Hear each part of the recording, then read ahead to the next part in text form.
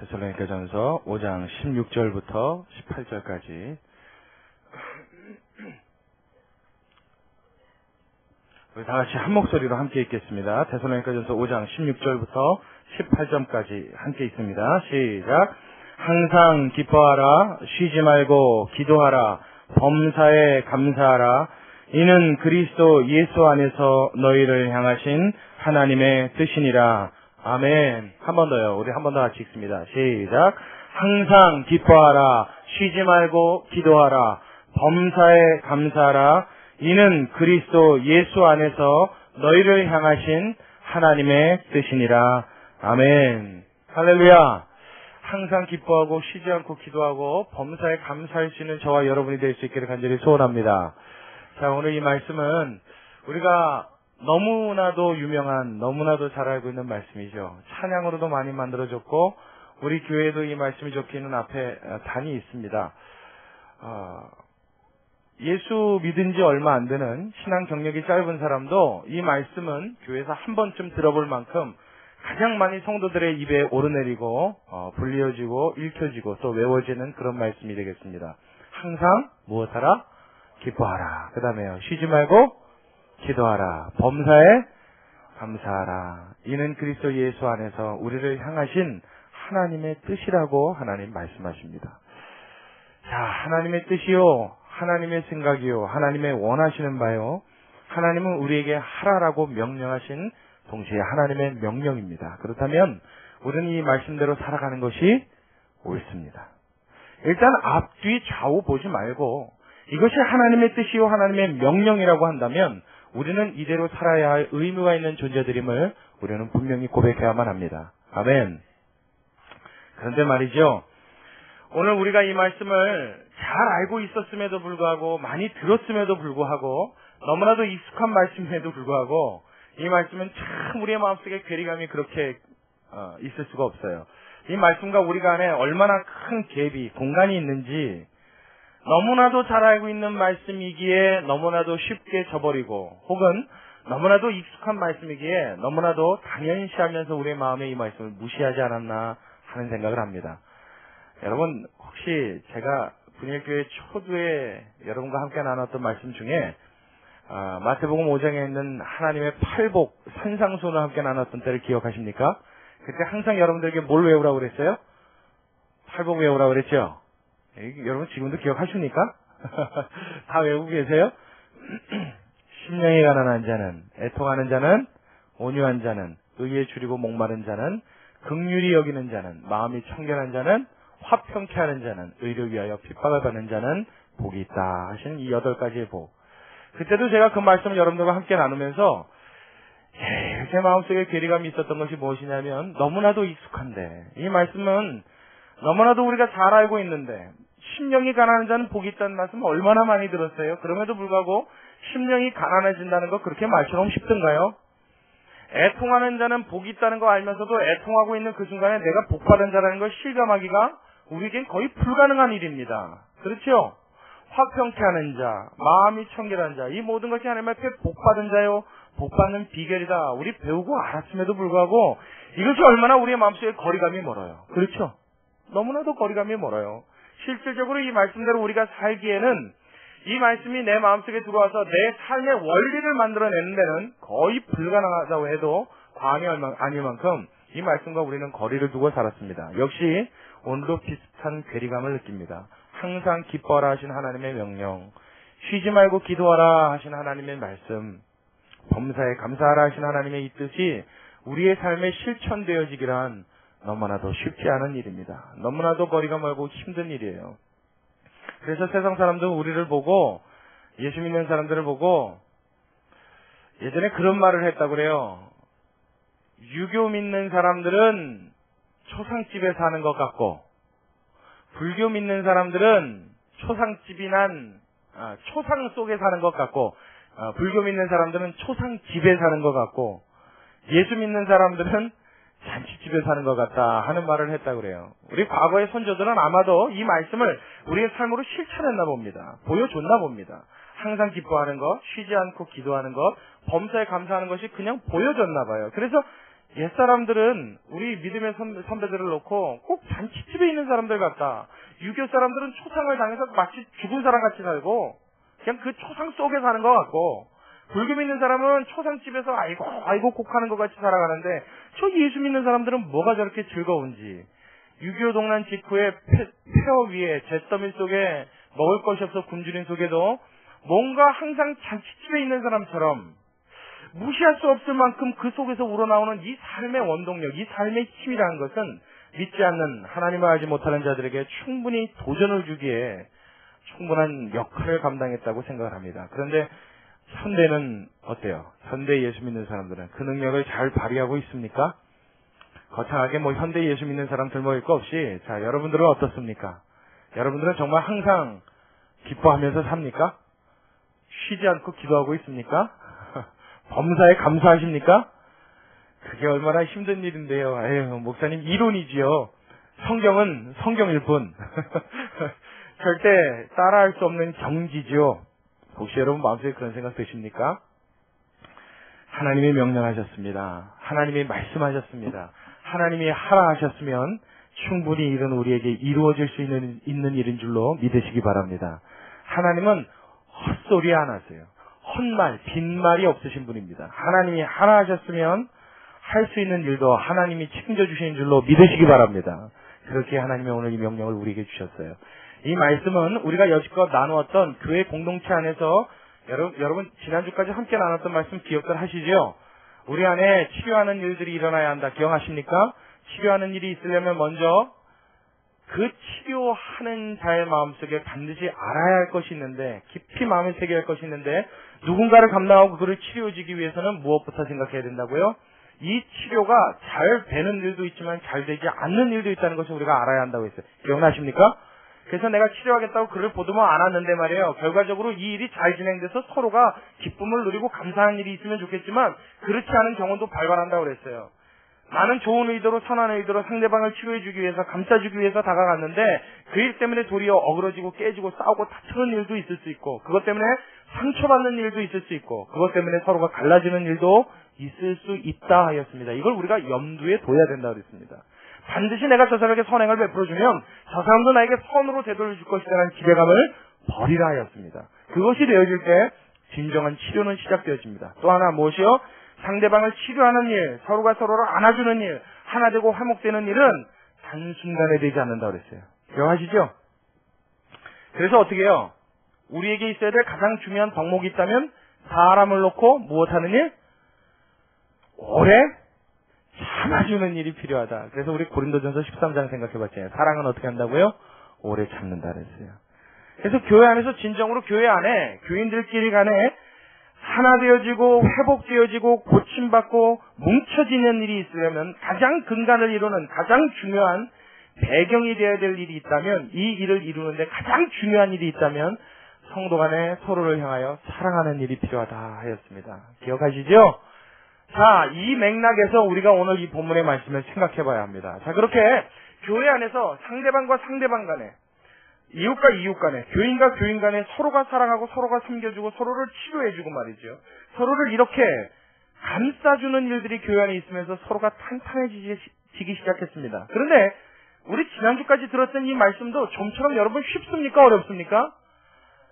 좀처럼 어려워요. 잘 안 되더라고요. 자, 여러분 가슴에 손을 얹어놓고 생각해 보십시오. 내가 일주일 동안 정말 얼마나 많은 사람을 가슴에 담았는지, 정말 얼마나 많은 교인들을 내 마음속에 품고 그를 위하여 기도하였는지, 그 교인들이 잘 되기를 얼마나 진심으로 빌었는지, 그 사람에게 다가가서 그 사람의 마음을 고쳐주고 따뜻하게 해주기 위해서 내가 얼마나 간절한 마음으로 그를 위하여 그에게 한마디의 말이라도 건넸는지, 여러분 스스로 자문자답할 수 있기를 바랍니다.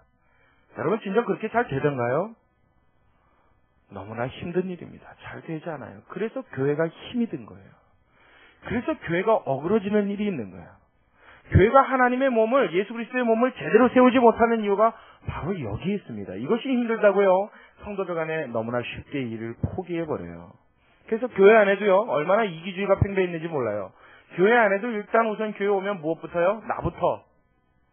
내가 은혜 받고, 내가 응답 받고, 내가 하나님의 역사를 체험하고, 내가 성령 받아야지. 교회 안에 다니는 학생들도 마찬가지예요. 내가 공부하고, 내가 잘 되고, 내가 좋은 대학 가고, 내가 점수 올라야지. 이 개인적인 이기주의가요, 교회 안에도 너무나 팽배합니다. 그래서 교회 안에서요, 간증할 때 들어보면, 하나님 나에게 이렇게 은혜 주셔서 감사합니다 하는 간증들은 넘쳐납니다. 그렇죠? 어디 가나 그 간증은 다 들어볼 수 있어요. 그런데 여러분 혹시 이런 간증 들어보셨습니까? 우리 교회 아무개 집사를 도우셨던 그 하나님 앞에 내가 너무나도 감사해서 내 전 재산을 팔게 됐습니다. 여러분 이런 감사의 제목, 이런 간증의 제목 여러분 들어보신 적 있습니까? 저는 구경도 못 해봤습니다. 내 이웃의 암병을 치료하신 하나님을 보고 내 하나님 앞에 너무나 큰 감사를 드렸습니다. 이런 간증을 들어보질 못했다고요. 하지만 여러분 교회가 예수 그리스도의 몸이라는 것을 우리가 자청한다면, 그것을 우리가 받아들이고 믿는다면 내 이웃의 잘됨은 곧 나의 잘됨이요, 내 이웃의 흥왕은 곧 나의 흥왕임을 받아들이고 믿어야 할 줄로 믿습니다. 이게 먼저 돼야 돼요. 여러분 몸에 종기가 났단 말이에요. 어느 한 부분이 종기가 났다고 치자고요. 그 종기 나면 얼마나 아픕니까? 제가 예전에 초등학교 5학년 때 무릎에 종기가 한번 난 적이 있어요. 근데 이놈이 얼마나 썽이 났는지 말이에요. 한 3개월을 알았습니다. 초등학교 5학년 때인데도 잊혀지지 않을 만큼. 나중에 이걸 치료하는데, 치료하시는 분이 그렇게 얘기하시더라고요. 다리를 만져보더니 이 허벅지서부터 종아리까지 고름이 꽉 찼대요. 아주 심하게 곪은 거죠. 이게 더 심각하게 진행이 되면 다리를 절단해야 될 수도 있다 하는 얘기를 하더라고요. 그땐 제가 그렇게 생각했어요. 종기가 하필 무릎에 나서. 이 무릎은 어때요? 걸을 때마다 쓸리잖아요. 그렇죠? 옷에 쓸리니까 이게 그래서 더 심한가 보다 생각했어요. 그 종기가 치료됐습니다. 다행히 하나님이 고쳐주셔서 깨끗하게 치료가 됐습니다. 이후에 다른 부위에 종기가 한번 또 난 적이 있어요. 그때는 무릎이 아니었습니다만은 어떨까요, 여러분? 무릎에 종기가 났을 때보다 다른 데에 종기가 생겼을 때는 훨씬 덜 아팠겠습니까? 차이가 없더라고요. 똑같이 아프고 똑같이 열이 나는데요, 그 고통이 얼마나 괴로운지 나중에 그 종기가 치료됐을 때 온몸이 기뻐하는 것을 느꼈어요. 여러분 그래요 안 그래요? 손끝이 따갑고 아픈데 잠을 못 자더라고요. 이 손끝에 아픈 이 고통 하나가 치유되면 나의 온몸이 즐거워하는 것입니다. 여러분 믿습니까? 믿으십니까? 내 이웃이 하나님 앞에 흥왕되고 잘 되는 건, 내 교인이 하나님 앞에 복을 받는 것은 우리 모두가 받은 것임을 여러분 믿으시기 바랍니다. 이걸 마음속에 믿고 받아들여야 돼요. 그래야 내 이웃을 위하여 진정으로 마음을 열고 다가가는 일이 시작되게 됩니다. 인간적인 계산 넣지 마시고요. 사람의 생각 빼시고요. 거기에 어떤 이득 볼 거 생각하지 마시고요. 왜요? 하나님도 우리를 그렇게 대하셨으니까요. 제가 여러분들에게 그렇게 하십시오라고 말씀드릴 수 있는 유일한 이유, 유일한 단서 하나는 하나님도 나에게 조건 없이 은혜를 베풀어 주셨기 때문입니다. 할렐루야. 우리가 하나님의 그 사랑을 받을 때는 조건이 없었다고요. 내가 하나님 앞에 무엇인가를 잘해서 대가성으로 받은 것이라고 한다면 우리도 그 대가를 생각하고 어떤 그 이후에 계산을 놓고 행동을 할 수 있겠어요. 그러나 이곳에 모여있는 저와 여러분 모두가 한 명의 예외 없이 조건 없는, 이유 없는 하나님의 은혜와 긍휼을 입었다면 우리도 조건 없이, 이유 없이, 그 사람이 괜찮은 사람이든 괜찮지 않은 사람이든, 선인이든 악인이든, 그 사람이 교회에 덕을 끼치는 사람이든 악한 일을 하는 사람이든 관계없이 우리의 마음을 열고 은혜를 베푸는 일에 누구보다도 앞장서야 될 줄로 믿으시기 바랍니다. 왜요? 내 몸이기 때문에 그래요. 그 사람이 내 몸이라 그래요. 이렇게 생각하면 우리 여지껏 함께 나눈 데살로니가 교회를 향하여 하나님이 말씀하신 모든 말씀들이 이 교회에 이루어지는 것을 우리가 보게 될 것입니다. 자, 그리고 난 이후에 우리가 읽은 16절로 18절의 말씀이 나옵니다. 이 말씀은 이제 한술 더 뜹니다. 여기까지도 사실 힘들었는데 말이에요. 이 말씀은 이제 여러분 개인을 놓고 하나님이 다루시는 하나님의 손길을 보여주십니다. 다시 한번 봅니다. 여태까지의 말씀을 마음속에 담은 채로 16절부터 18절 한 번 더 읽습니다. 시작. 항상 기뻐하라. 쉬지 말고 기도하라. 좀 천천히요. 범사에 감사하라. 이는 그리스도 예수 안에서 너희를 향하신 하나님의 무엇이라고요? 뜻이니라. 여러분 이 말씀은 명령입니다. 하나님은 너희가 항상 기뻐했으면 좋겠다? 아닙니다. 너희가 쉬지 않고 기도했으면 좋겠다? 아닙니다. 범사에 감사하는 사람이었으면 참 좋겠다? 아니요. 뭐라 그러세요? 항상 기뻐하라! 그렇죠. 쉬지 말고 기도하라! 범사에 감사해라! 하나님의 명령이에요. 이게 내 뜻이야! 하나님의 의지를 갖고 보여주시는 말씀입니다. 그 어디 본문에 있는 하나님의 말씀보다 아주 강력한 하나님의 의지를 드러내는 말씀입니다. 예수 믿은 우리입니까? 우리가 예수 믿어 하나님의 자녀된 우리입니까? 그렇다면 이 말씀은 우리의 삶의 권리이자 특권이자 동시에 의무임을 여러분 믿으시기 바랍니다. 우리는 항상 기뻐해야 할 의무가 있습니다. 쉬지 않고 기도해야 할 의무가 있습니다. 범사에 감사해야 할 의무가 있어요. 자, 그런데 말이에요. 이제부터 몸부림이 쳐지는 거예요. 여기까지 설교 준비해놓고 저도 하나님 앞에 몸부림을 쳤어요. 하나님, 이게 말이 됩니까? 그랬어요. 심령이 가난한 자는 복이 있나니 천국이 저희 것이며, 이 말도 힘들었습니다. 하나님, 이 말도 우리가 받기 힘들어서 내 심령이 가난케 되어진다는 거, 정말 우리 누구든지 가난한 거 좋은 사람 없잖아요. 근데 하나님 앞에서는 가난해져야 된다니까 이 마음 비워내는데 얼마나 뼈를 깎는 노력을 했나 몰라요. 이 마음 하나 비워내는데도요, 우리의 전 인격이 소진되는 것 같은 고통을 느꼈다고요. 아주 몸이 녹아나는 것 같았다고요. 하나님이 마음 비우기가 얼마나 고통스러운데 이걸 복이라고 명시해 놓으셔서 이렇게 살라 말씀하신 그 말씀 너무나 괴롭습니다. 그런데 하나님 항상 기뻐하라니요. 제가 왜 이 말씀을 놓고 하나님 앞에 몸부림쳤냐면요, 이 말씀에서 딱 부딪히는 단어 하나가 있었기 때문이에요. 자, 여러분, 항상 기뻐하라. 자, 이 두 가지 말씀 중에 기뻐하라가 더 어렵습니까? 항상이 더 어렵습니까? 예, 그거예요. 저한테 이 항상, 이 두 글자가 와서 부딪혔기 때문에요. 기뻐할 수 있습니다. 여러분보다 제가 많이 기뻐합니다. 저 자신 있습니다.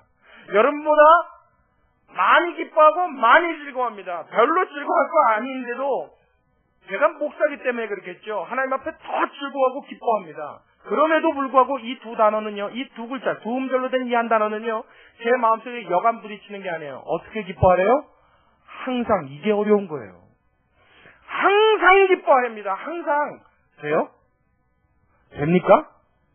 지금 천부당 만부당한 이야기입니다. 여러분, 당장 어려운 일이 닥쳤는데요, 당장 발등에 불 떨어졌는데 기뻐지냐고요. 모르겠습니다. 믿음이 워낙에 출중한 사람은 어떠한 상황에서도 하나님 앞에 기뻐하고, 근데 제가 생각에 좀 좋은 사람 아닌가 그렇게 생각해요. 약간 정신이 이상되지 않은 다음에야 이 기쁨을 항상 유지한다는 것은 우리의 이성으로 생각하기에 이거는 완전히 불가능한 일입니다. 맞습니까? 인정하십니까? 그럼에도 불구하고 하나님이 이것을 하랍니다. 참 기가 막히지 않을 수가 없어요. 그래서 이 말씀을 놓고 고민하고 몸부림을 치다가 발견한 한 구절이 있습니다. 우리 다른 데로 좀 넘어가 볼게요. 요한복음 16장으로 갑니다. 자, 요한복음 16장의 말씀.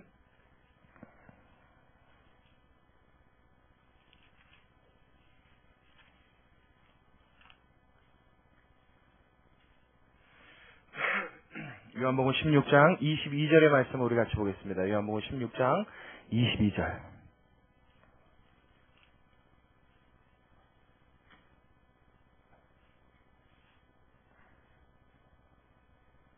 요한복음 16장 22절 다 찾으셨으면 함께 읽습니다. 시작.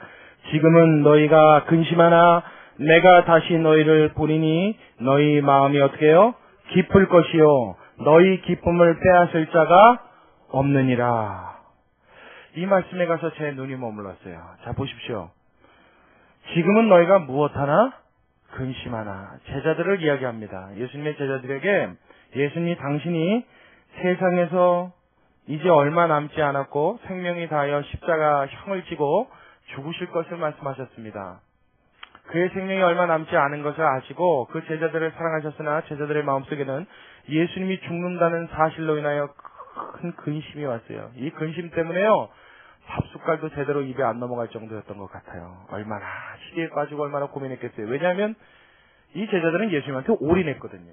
자신의 인생의 전부를 걸었거든요. 내 모든 것을 포기하고 지금 누구를 쫓았어요? 예수님을 쫓았어요. 그 예수님이 정말 하나님의 아들이실 것을 믿었고요. 선지자라면 이 세상에 어떤 일어났던 선지자보다도 가장 위대한 선지자일 것이라고 그들은 확신했습니다. 그 예수님이 승승장구하시고 자신의 미래를 책임져 줄 줄 알았는데, 그래서 예수님 앞에 나의 인생을 던졌는데 그 예수님이 이제 곧 죽으신답니다. 제자들의 마음이 어때요? 그냥 단순히 큰 일이 아니라 인생 전체가 흔들리는 일이 일어났어요. 그렇죠? 인생의 가장 일생일대 최대 위기가 찾아온 거예요. 그래서 제자들의 마음에 큰 근심이 왔어요. 그 근심하고 있는 제자들을 보시고 오늘 예수님이 22절에 말씀하시는 거예요. 너희가 지금은 무엇하나? 근심하나. 자, 그 다음에 말씀이 중요합니다. 잘 보세요. 내가 다시 너희를 보리니 너희 마음이 기쁠 것이요 너희 기쁨을 빼앗을 자가 없으리라가 아니에요. 현재형으로 쓰여져 있죠? 어떻게 해요? 없느니라. 아예 없다 이겁니다. 그러니까 이건 기정사실입니다. 앞으로 내가 너희를 다시 만나. 지금은 잠깐 너희와 헤어져서 너희 마음이 근심되고 괴롭고 슬플지 모르겠지만 내가 다시 너희를 만나게 될 텐데 그 만났을 때에는 그 기쁨을 그 기쁨을 빼앗을 자는 이미 이 세상에 존재하지를 않을 것이다 그거예요. 다시 말하면 너희의 마음이 항상 어떨 것이다? 그렇죠. 이제 항상 기쁘게 될 것이다. 예수님 이것을 말씀하세요. 그러고 보니까 데살로니가전서 5장에 나와 있는 항상 기뻐하라는 말씀이 이 말씀에서 어떤 힌트를 얻게 돼요. 잘 보십시오. 예수님이 제자들에게 내가 다시 너희를 만나리라 하시는 이 다시 만난다는 데는 두 가지의 의미가 있습니다. 첫 번째로 의미는 예수님이 죽으시고 난 다음에 제자들과 헤어지셨죠. 그의 육체가 멀어졌습니다. 그렇죠. 다시 볼 수 없었어요. 예수님은 무덤으로, 제자들은 자기의 삶으로. 그래서 더 이상 예수님과 만날 수 없었는데 3일 만에 부활하신 예수님이 제자들을 어떻게 하셨어요? 찾아오셨죠. 다시 찾아와서 눈과 눈을 맞대고 얼굴을 맞대는 이 두 번째 만남이 있었습니다. 첫 번째는 이 만남을 의미합니다. 육체적인 만났어요. 제자들이 예수님을 만났어요. 자, 제자들의 마음에 기쁨이 있었습니까? 없었습니까? 있었죠. 제자들이 겁에 질려서 안으로 문빗장을 다 걸어 잠그고 다 무서워서 벌벌 떠는 가운데 예수님이 어떻게 해요? 그 가운데 갑자기 나타나셨어요. 그리고 제자들에게 뭐라고 하셨습니까? 너에게 평안이 있을지어다. 그 예수님을 만난 제자들이 마음에 기쁨이 넘쳤나 몰라요. 자, 그런데 여러분 그 제자들의 기쁨을 가만히 살펴보자고요. 정말로 진정한 기쁨이 왔습니까? 아니면 정말 진정으로 기뻐하기는 했지만 뭔가 아직까지는 좀 위축되어 있는 모습이 있었습니까? 있었죠. 그들이 예수님을 만났음에도 불구하고 아직까지는 뭐요? 그 예수님이 우리 예수님 우리 대장 다시 돌아오셨으니까 이제 다 됐다. 로마 너네들 우리 박해한 다 필요 없어. 예수님 왔어. 그러고 막 그들이 문을 다 열어 제끼고 뛰어나가서 예수님 구하셨다 외쳤나요? 못 그랬죠? 기뻐하긴 했는데 뭔가 아직 좀 찜찜했단 말이에요. 그래요 안 그래요? 예수님을 만나서 좋긴 좋은데 이게 뭔가 좀 소극적인 기쁨이었단 말이에요. 그렇죠? 근데 이 제자들이 언제 변했습니까? 에? 그렇죠. 오순절날 성령을 받은 날 제자들이 완전히 변해버렸죠. 이 두 번째 예수님을 만나는 사건이 있을 때 제자들의 기쁨을 세상에 더 이상 빼앗을 수가 없었습니다. 예수님이 내가 다시 너희를 만나리니 하는 이 만남의 두 번째면은 바로 성령을 통하여 그 안에 내주하시는 하나님으로 만나심을 이야기합니다. 예수님이 물론 이 만나심을 두 가지 다 이루셨어요. 제자들을 육체로도 만나셨고 그 이후에 승천하신 예수님이 열흘 만에 그들에게 성령으로 다시 오십니다. 그렇죠? 성령이 그들에게 임하셨을 때 어떤 일이 일어났어요? 예수님이 실제로 살아나셔서 육체로 왔을 때도 그들은 기뻐하긴 했지만 그 기쁨이 소극적이었어요. 그래서 뭔가 이렇게 막 활개를 치지 못했는데 이 날개를 펴지 못했는데 성령이 그 안에 들어오자마자 어떤 일이 일어났습니까? 폭발이 일어났어요. 이 제자 베드로 얼마나 비겁한 사람이에요. 계집종 하나가 너 그거 한 당이라 너 예수와 함께 있었지 이 말 한마디 예수님은 어떻게 했어요? 3번을 부인한 작가예요. 그렇죠? 이가 아주 어처구니 없는 사람입니다. 계집종 한마디 예수님을 쉽게 팔아넘겼던 아주 비겁하고 연약한 사람입니다. 근데 이 사람한테 성령이 임하고 나니까 어떤 일이 일어나 버렸어요? 형제들 부형들아 내 말을 들으시라 그러면서 어떻게 해요? 자리에서 벌떡 일어나서 아브라함으로부터 시작된 하나님의 경륜을 쫙 펴내려갑니다. 이게 초대교회 첫 번째 설교가 됐죠. 그 설교 한편으로 3,000명의 영혼을 휘어잡는 하나님의 거목으로 다시 태어나게 된 줄로 믿습니다. 그 순간에 그 설교했다가 로마 군병이 창 던지면 어떡하려고요? 칼들이 되면 어떡하려고요? 그때는 이미 그것이요 그에게는 안중에 없었어요. 로마 군병의 창도 칼도 그의 생명을 위협하는 어떤 일도 더 이상 예수 그리스도께서 부활하시고 나와 함께 하신다는 그 주님을 만난 기쁨을 사그러뜨릴 수 없는 내가 다시 너희를 만나니니 너희 기쁨을 빼앗을 자가 없느니라 하신 예수님의 말씀이 그 순간 그에게 이루어진 줄로 믿습니다. 할렐루야. 이제 그는 어떤 사람이 됐어요? 항상 기뻐하는 자가 됐어요. 여러분, 문제는 여기에 있습니다. 우리가 하나님의 말씀을 놓고요, 이 말씀이 저와 거리가 멉니다라고 몸부림칠 때 내가 몸부림치고 있는 그 몸부림은 무엇을 증명해내냐면 하나님, 나는 아직 하나님과 거리가 너무 멉니다를 정확하게 증명해내는 일이에요. 그런 의미에서 보자면 저도 아직 멀었죠. 저도 아직 하나님 앞에 먼 인간입니다. 이 말씀을 읽을 때 이 말씀이 기쁨으로 와닿아요. 이 말씀이 내 마음속에 와서 탁 붙어야 돼요. 하나님 옳습니다. 그렇습니다. 나 하나님 앞에 기뻐합니다. 항상 기뻐합니다. 나의 기쁨을 빼앗을 자가 없습니다. 이 고백이 저와 여러분의 입에서 터져나올 수 있게 되시길 주의 이름으로 축원합니다. 어떨 때 가능하다고요? 성령을 받았을 때 가능하다고요. 이렇게 말씀드리면요, 어떤 누구는 또 이 말에 반박을 합니다. 뭐라고 반박하냐면, 에이, 성령은 우리 중에 못 받은 사람이 어디 있습니까? 우리가 예수 그리스도를 주여 시인하는 그 시인 자체가 성령으로 말미암은 것인데요. 아멘. 성령으로 말미암은 거 맞습니다. 우리 학생들도요, 앞에 나와서 찬양하는 이것이요, 자신들이 자신 있어서요, 얼굴이 두꺼워져서요, 뭘 근거로요? 아니요. 하나님의 성령이 이들을 이끄셨기 때문에 가능한 줄로 믿으시기 바랍니다. 하나님의 성령이 하시는 일이에요. 근데 이 성령이 다가 아니란 말이에요. 하나님의 성령이 역사하시는 사역의 범위는 너무나도 광범위하고 넓어서 인간의 두뇌로, 사람이 될 수 있는 잣대로 인간의 기준으로 절대 측량할 수 없는 무한의 하나님의 능력을 나타내신 줄로 믿으시기 바랍니다. 그 성령을 어떻게 해요? 충만을 받으라는 거예요. 그 성령의 충만을 받으라는 거예요. 성령이 역사하셔서 성령이 하시는 일을 통해 내가 쓰임받을 수 있습니다. 그래서 예수님 믿을 수 있고요. 그래서 구원받을 수 있습니다. 그래서 예수님을 주여 고백하면요, 모두 다 하나님의 자녀로 구원받은 줄로 믿으시기 바랍니다. 근데 그것뿐만이 아니라 구원받은 하나님의 자녀가 이 땅을 살아나가는 데 있어서 하나님이 원하시는 뜻이 있다고요. 뭐요? 하나님의 성령의 충만을 받아 이 기쁨을 세상에 빼앗을 수 없는 자로, 할렐루야, 그러한 자로 살아가는 우리의 모습을 하나님은 원하시는 줄로 믿으시기 바랍니다. 우리가 여기까지 가야 돼요. 그래야 진짜 신앙인입니다. 그래서 교회 안에 예수 믿겠노라고 들어온 사람한테 가장 중요한 일이 있다면 성령의 충만을 받는 일입니다. 사도행전 19장을 보면요, 이런 일이 있습니다. 아볼로가 고린도에 있을 때 바울이 에베소라는 지역을 갑니다. 에베소서를 썼죠. 그 에베소 교회가 세워진 지역이 에베소라는 지역인데요. 터키는 에페소라는 데가 지금의 에페소라는 데가 에베소 지역입니다. 그 에베소 지역을 갔는데 그곳에 예수 믿는 무리들이 있었어요. 하나님의 말씀을 받고 예수님을 믿었어요. 근데 바울이 이렇게 보니까 예수님을 믿긴 믿는데 뭔가 부족해 보이는 거예요. 그래서 가서 질문을 던집니다. 뭐라 하냐면, 너희가 믿을 때 성령을 받았느냐? 그러고 물어봐요. 그들이 분명히 지금 예수님 믿는다고 그랬죠? 믿습니다 그랬다고요. 그랬더니 이들이 뭐라고 대답하냐면, 우리는 성령이 있음도 듣지 못하였느니라 그래요. 성령이 뭐래요? 그런다고요. 그랬더니 바울이 다시 물어요. 너희가 그러면 어떤 세례를 받았느냐? 그들이 대답하기를, 우리는 요한의 세례를 받았노라. 요한의 세례를 받았습니다. 물로 세례를 받은 거죠.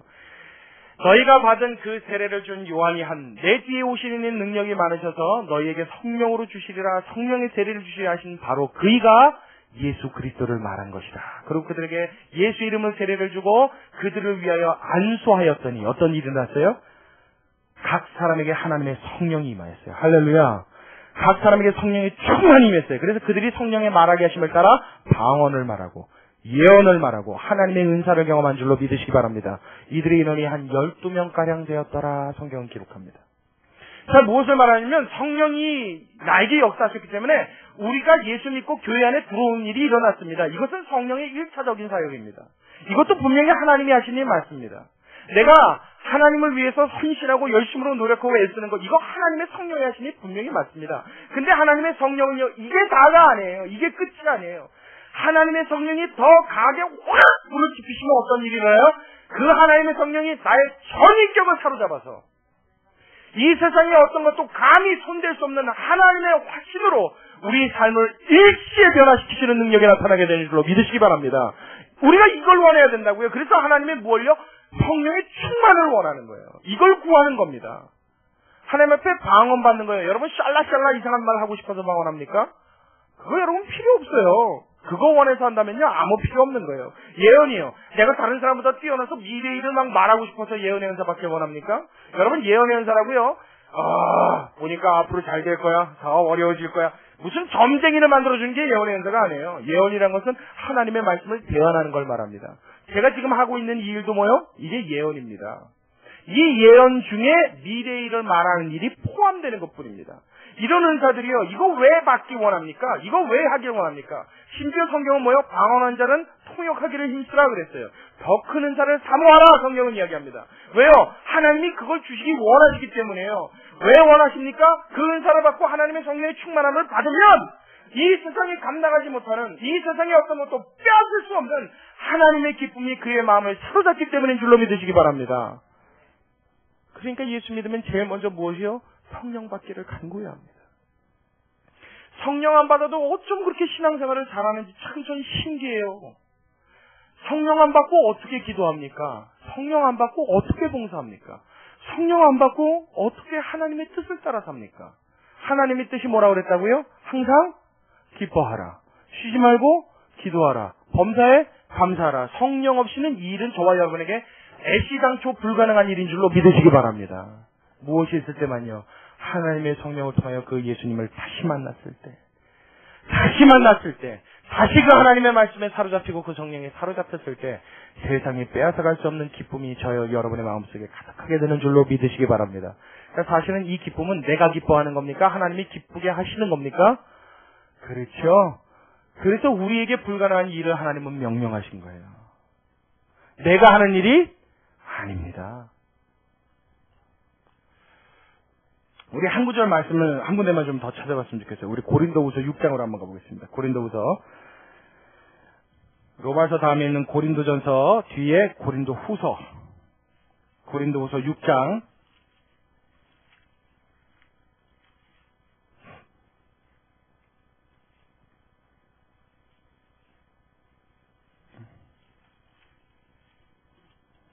고린도후서 6장 10절의 말씀을 우리 같이 보겠습니다. 10절의 말씀.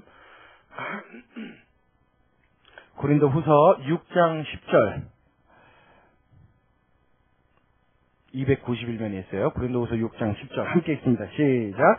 근심하는 자 같으나 항상 기뻐하고, 가난한 자 같으나 많은 사람을 부유하게 하고, 아무것도 없는 자 같으나 모든 것을 가진 자로다. 자, 10절의 초반에 뭐라고 되어 있습니까? 근심하는 자 같으나 어떻게 된다고요? 항상 기뻐한대요. 우리 방금 읽었던 데살로니가전서 5장 말씀하고 똑같죠? 항상 무엇하라? 기뻐하라. 예수 믿는 사람이 무엇하라 된 거예요? 근심하는 것 같아 보이지만 그 속은 항상 어떻다고요? 기쁘대요. 여러분, 근심하는 자 같으나 할 때 근심하는 자 같아 보인다는 말은 누구의 말입니까? 교회 바깥 사람들 이야기죠. 예수 안 믿는 사람들의 이야기입니다. 일반인들이 보기에 예수 믿는 사람은 꼭 어때 보인다는 거예요? 꼭 근심하는 사람 같아 보인다는 거예요. 그런데 우리는 근심하는 사람이 아니요, 항상 무엇이요? 기뻐하는 자가 될 수 있다 이 얘기입니다. 여러분, 우리가 겉으로 보기에는 세상 사람들하고 별 다르지 않아요. 무표정한 얼굴로 가만히 있으면요, 여러분 인상 좋아 보이는 사람 한 명도 없습니다. 저를 포함해서. 그렇죠? 우리 다 무뚝뚝하게 그지 없어요. 섣불리 다가서 말 붙이는 것도 힘든 사람들이에요. 근데 이 사람들하고 한번 대화를 시작해보면 어떤 걸 느끼게 돼요? 예수님 믿고 성령으로 거듭나고 그 성령의 마음에 충만한 사람은 누구를 대하든지 그 속에서 넘치는 힘과 넘치는 에너지를 느끼게 돼요. 아, 희한한 매력이 있단 말이에요. 할렐루야. 그래서 예수 믿는 사람은요, 외모의 매력이 아니라 어떤 매력이요? 영적인 성령으로 말미암은 매력을 지닌 사람들입니다. 이 매력이 철철철철 넘쳐요. 그 별 볼 일 없어 보이는데 이상하게 사람이 끌려요. 그 사람만 만나면 기분이 좋아요. 목회자들 중에도 그런 분들이 계세요. 저희 교회보다 더 어려운 교회가 있습니다. 저희 교회는 정말 안 어려운 축에 속하죠. 하나님이 정말 물질적으로 경제적으로 어떤 이런 생활하는 면으로 너무나 복을 많이 주셨어요.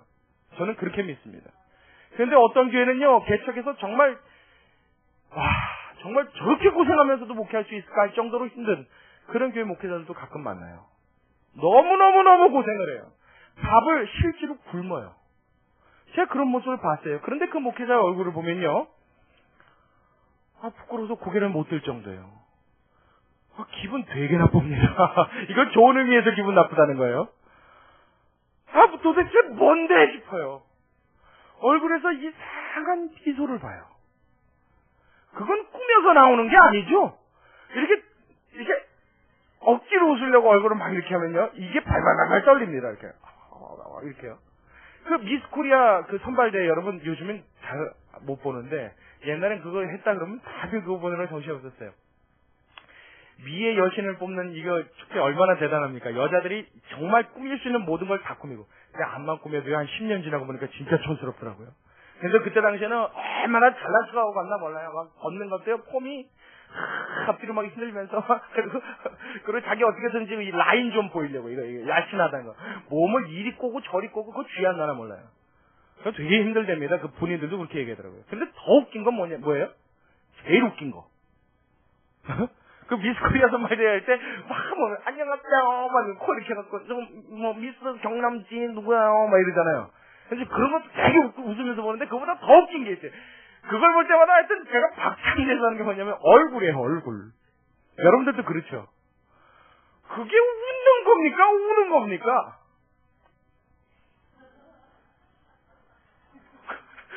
그게 어떤 여자는 정말 여기 경련이 나가지고요. 야, 참, 세상에. 그게 무슨 미의 선발, 무슨 미의, 뭐예요, 그게?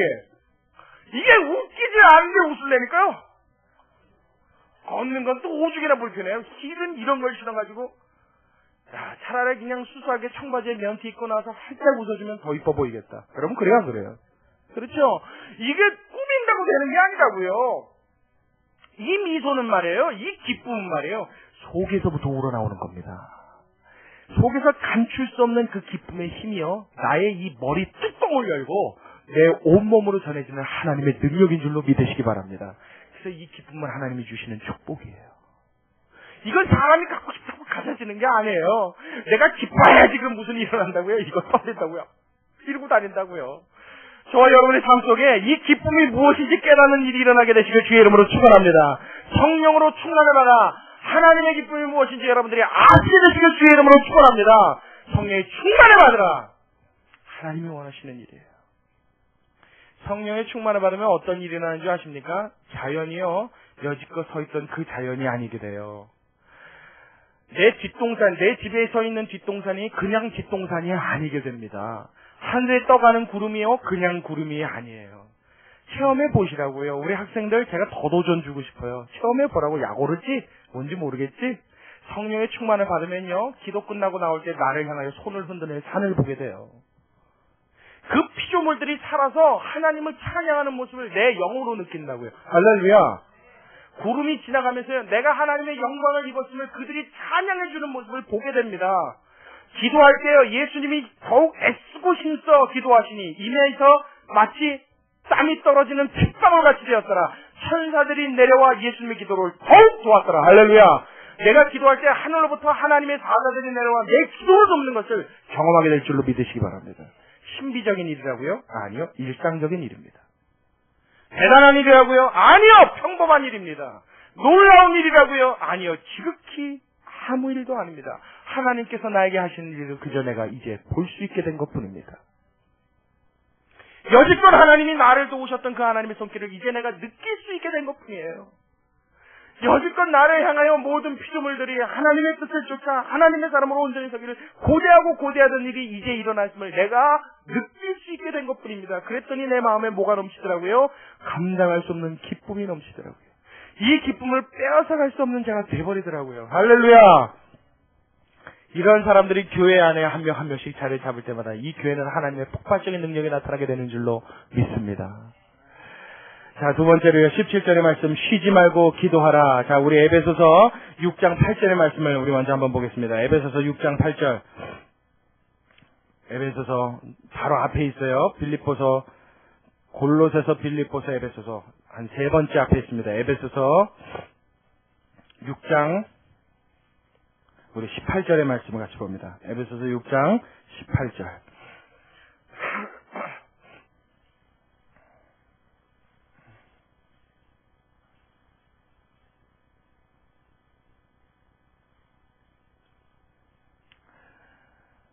자, 우리 에베소서 6장 18절의 말씀 우리 한 목소리로 같이 읽겠습니다. 에베소서 6장 18절. 자, 함께 읽습니다. 시작. 모든 기도와 간구로 하되 무시로 성령 안에서 기도하고 이를 위하여 깨어 구하기를 항상 힘쓰며 여러 성도를 위하여 구하고. 그 다음에 19절에는 나를 위해서도 기도해달라 이렇게 이야기합니다. 자, 에베소서 6장 18절의 말씀 보면요. 기도라는 단어가 말을 바꿔가면서 얼마나 많이 등장하나 몰라요. 자, 모든 기도와 그 다음에요. 간구로 하되 무시로 성령 안에서 기도하고 이를 위하여 깨어 구하기를 항상 힘쓰며 여러 성도를 위하여 구하고 19절에 나를 위하여 구하라. 6번이나 등장합니다. 여러분 보세요. 한 절 안에서 기도라는 단어가 말을 바꿔가면서 기도하고 기도하라. 이해하십니까? 여러분 어디에도 기도에 대해 이렇게까지 강조하는 구절을 찾아보기 힘듭니다. 에베소서 6장 18절에는요. 하여튼 어떻게 해서든지 무엇하라고요? 기도하라고. 꼭 데살로니가전서 5장 17절 같죠? 쉬지 말고 기도하라. 만약 이 기도를 말해요. 진짜 쉬지 말고 기도하라고 명령할 것 같으면 우리는 며칠 못 가 죽습니다. 제가 24시간 기도해봤다고 그랬죠? 여러분 중에 한 번이라도 해보신 분 손 좀 들어보세요. 없을 것 같아요. 24시간 기도에 말이 24시간 기도해죠. 24시간 동안 꼼짝 안 하고 기도만 하는 거예요. 저는 제가 무슨 수도승이 된 줄 알았어요. 밤 12시 땡치면서 금식에 들어갑니다. 그래서 그 다음날 밤 12시까지 기도하는 거예요.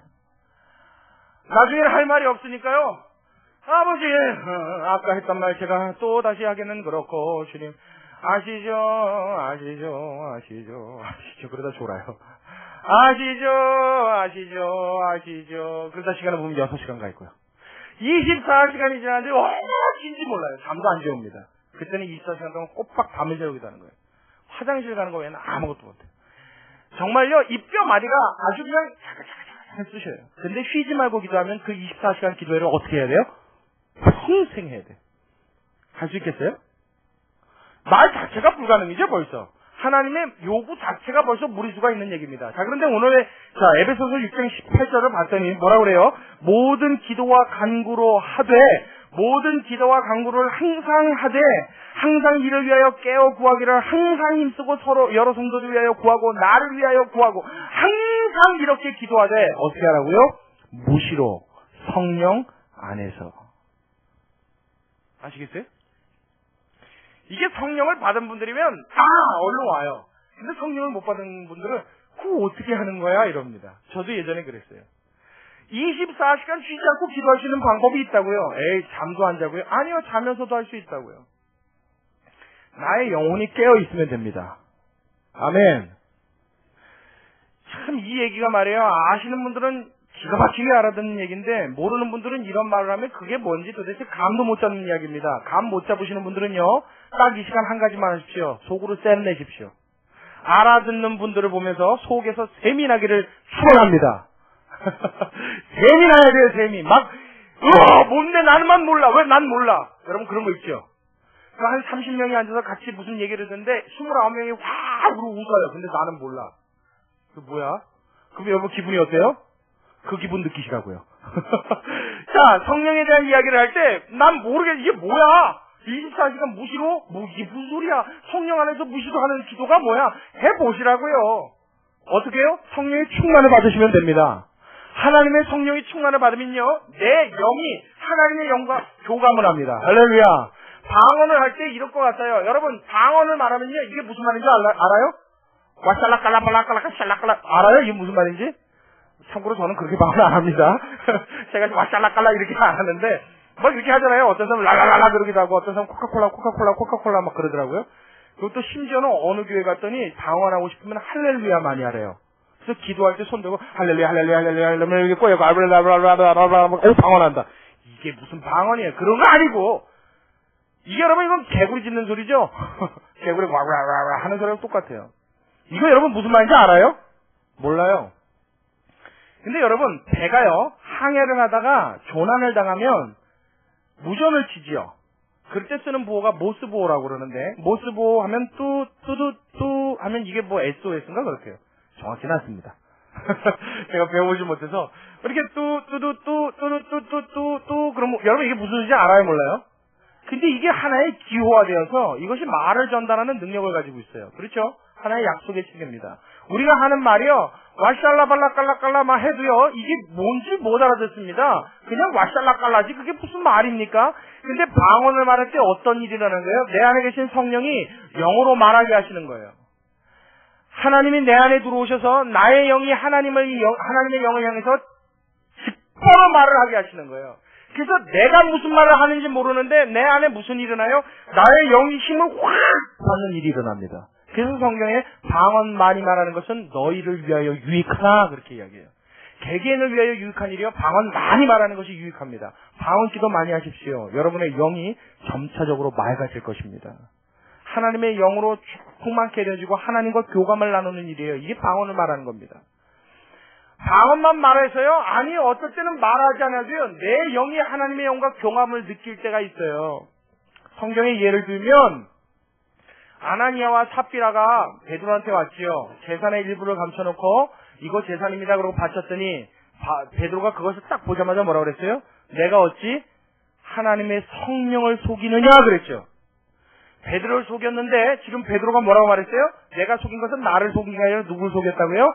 하나님의 성령을 속였다고요. 왜요? 그 안에 하나님이 교감하시고 함께 하시는 성령이 그 안에 계셨기 때문입니다.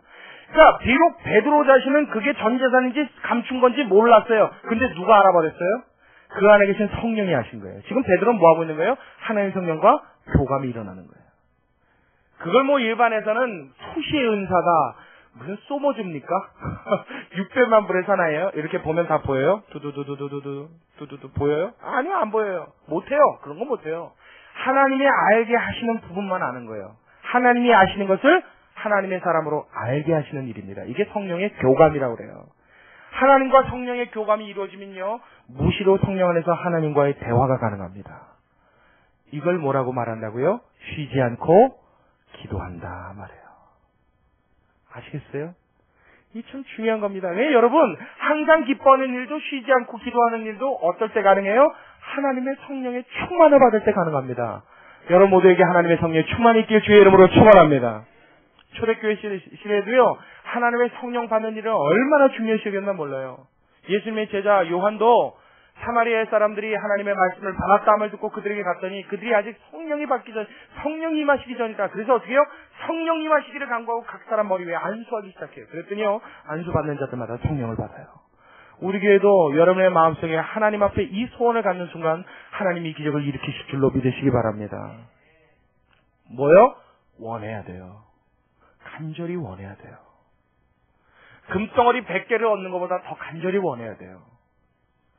건물 만평을, 땅 만평을 사는 것보다 더 간절히 원해야 돼요. 이 세상에 이름 날리는 것보다 더 간절히 원해야 돼요. 사슴이 시냇물을 찾아 갈급함같이 우기가 지나고 건기 때 시냇물이 말라 마실 물이 없을 때 이 사슴이요 이상한 괴성을 지른단 말이에요. 꽥꽥거리는 소리를 내면서 산을 휘저으며 마실 물을 찾아 돌아다니는 그 사슴을 보고 다윗은 뭐라고 그랬어요? 하나님, 저 사슴이 저 물에 저렇게 가는 것처럼 내 영혼이 하나님을 향하여 갈망하나이다. 할렐루야. 저와 여러분에게 이 마음이 있을 때 하나님의 성령은 이 순간 내리는 줄로 믿으시기 바랍니다. 그 간절한 열망을 가지시란 말이에요.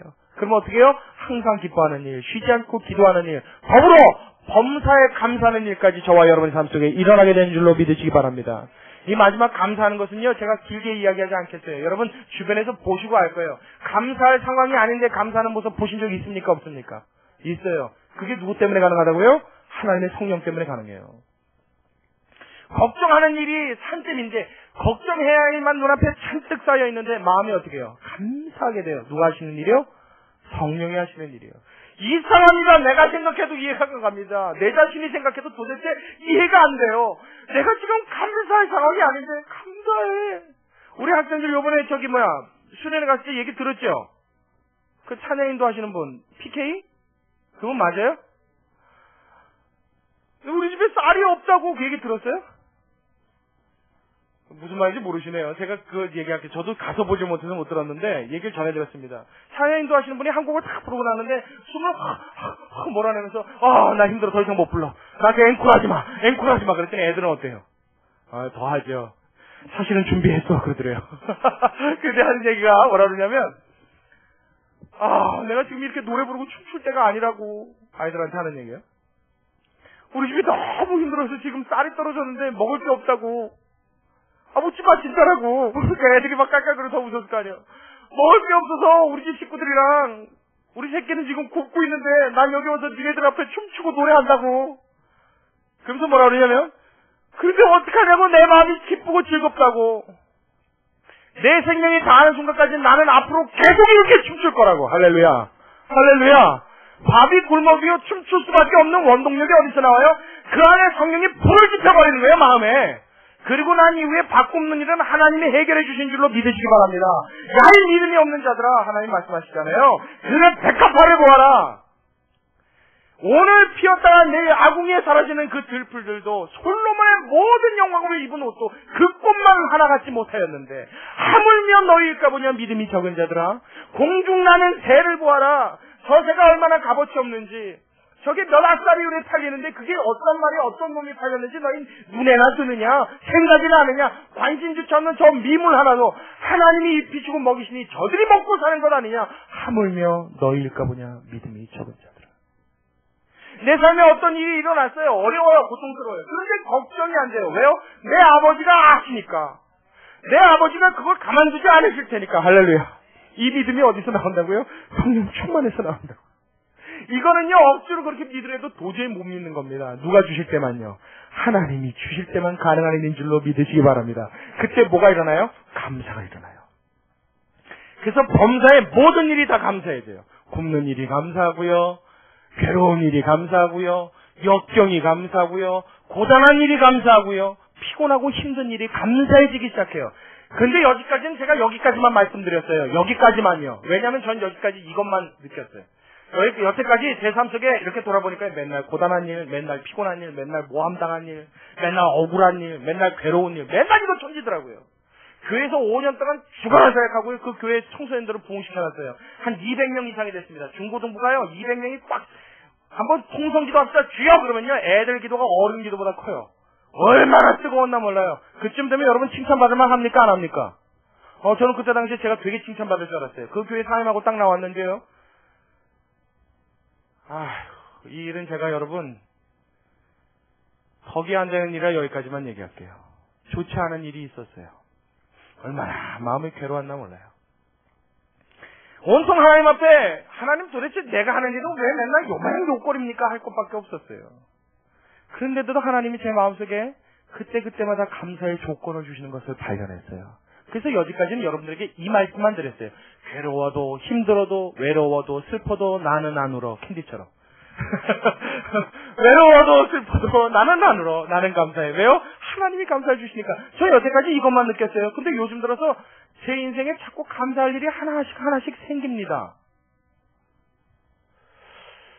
그 적응이 좀 잘 안 돼요. 이게 좀 계속 힘들어야 될 것 같은데 조금씩 형편이 나아지는 일이 생겨요. 우리 교인들 다 아시니까 제가 말씀드릴게요. 얼마 전에 아파트가 당첨이 됐어요. 그것도 제가 하려고 그런 게 아니라 말씀 누구한테 드렸는데 신한은행 가니까요. 대단하시네요. 어쩌네요. 막 그러고 그래. 기분 좋게 하려고 그러나? 그래서 뭐 이렇게 해요? 전 너무 멀어서 별론데요? 그랬더니 이 여직원이 하는 얘기가 미친 거 아닌가 하는 얼굴로 저를 쳐다봐요. 그랬더니 아무 말 없이 자기 통장을 딱 열어서 보여주는데 저는 그거 당첨 한번 돼보고 싶어서 10년째 청약저축 들고 있었어요. 그런 거예요? 그게 그렇게 좋은 거예요?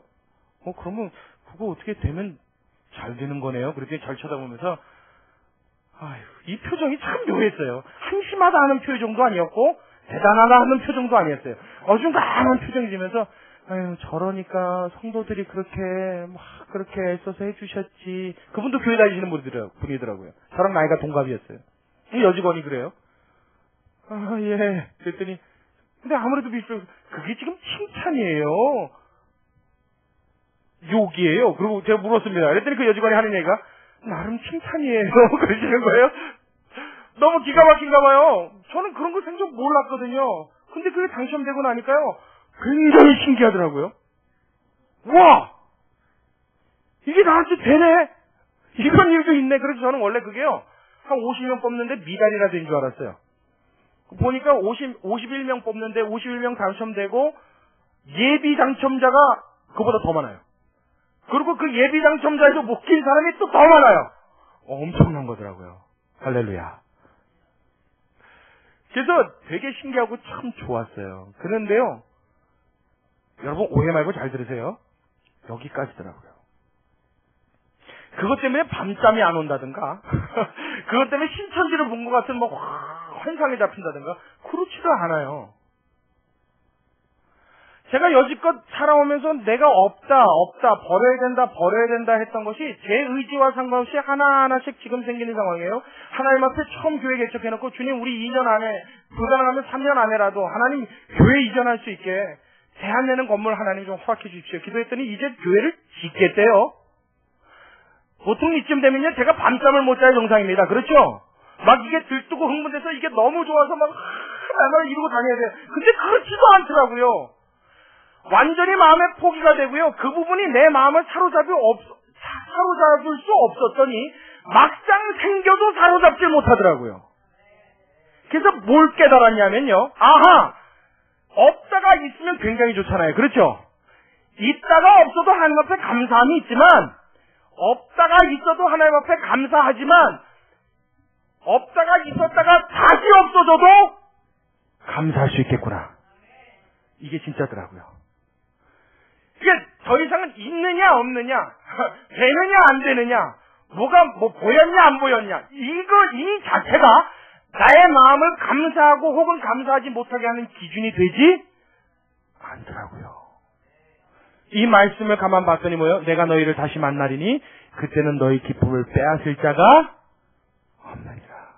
이제는 그 무엇도 하나님 앞에 기뻐하는 일, 기도하는 일, 감사하는 일을 흔들어 놓을 만한 어떤 것도 없더라는 거예요. 할렐루야! 할렐루야! 하나님은 저와 여러분을 여기까지 원하시는 줄로 믿으시기 바랍니다. 그러니까 이 땅을 살아가는 동안 이 땅에서 일어나는 모든 일들은 뭐예요? 하나님의 영광 외에 나에게 허락되어진 그 순간의 조건에 지나지 않습니다. 그것을 통하여 하나님을 잘 섬길 수 있고 하나님을 기쁘시게 할 수 있는 일, 저와 여러분의 일생일 때 가장 큰 목표가 되어지는 줄로 믿으시기 바랍니다. 그러면 항상 기뻐할 수 있겠죠. 쉬지 않고 무시로 성령 안에서 기도할 수 있습니다. 범사에 감사하는 자가 됩니다. 어떠한 상황에도 흔들리지 아니하는 거대한 거목처럼 그 뿌리를 깊이 내려 절대 부러지지 아니하고 흔들리지 않는 거목처럼 하나님의 거목으로 자라날 수 있는 저와 여러분이 되시길, 여러분 모두 한 사람도 예 없이 그 성령의 충만함을 받게 되시길 주님의 이름으로 축원합니다. 기도합니다. 같이 기도하겠습니다. 고맙고 감사하신 우리 아버지 하나님, 주님의 은혜와 사랑을 감사드립니다. 하나님, 항상 기뻐하라 말씀하셨고, 쉬지 말고 기도하라 말씀하셨고, 범사에 감사하라 하셨습니다. 이 말씀을 한마디로 압축하였더니 성령의 충만을 받으라 하신 주의 뜻이었음을 깨달았습니다. 하나님, 예수 믿고 교회에 들어왔습니다. 하나님의 이름을 입에 담으며 우리 주님을 주라 고백하며 살아가는 자가 되었습니다. 그렇다면 이제 하나님의 성령의 충만을 받게 하여 주시옵소서. 하나님의 성령의 충만을 받게 하여 주옵소서. 하나님, 어른들이 어렵다면 우리 아이들부터 성령의 충만이 일어나게 하여 주시옵소서. 하나님, 이번 수련회를 통하여 하나님의 은혜를 경험하는 좋은 계기가 되었습니다. 하나님, 여기서 멈추지 아니하고 하나님의 성령이 더 불과같이 역사하여 이 두 학생이 우리 교회 하나님의 성령의 불을 던지는 계기가 되게 하여 주옵시고, 시발점이 되게 하여 주옵시고, 이곳에서 하나님의 폭발이 일어나게 하여 주시옵소서. 그래서 우리 모두가 하나님의 성령에 사로잡혀 항상 기뻐하는 이 불가능한 일, 쉬지 않고 기도하는 이 불가능한 일, 범사에 감사하는 이 말도 안 되는 일이 우리의 삶에는 현실로, 우리의 삶에는 상식으로 다가오는 놀라운 주의 축복을 다 경험할 수 있도록 주님 도와 주시옵소서. 모든 영광을 주님께 돌려드립니다. 하나님, 주의 영광을 위하여 우리에게 일하여 주시옵시고, 주의 영광을 위하여 우리를 사용하시고, 주의 영광을 위하여 우리에게 역사하여 주시옵소서. 감사를 드리며 살아계신 예수님의 이름으로 기도드리옵나이다. 아멘. 우리 같이 하나님께 찬양드립니다.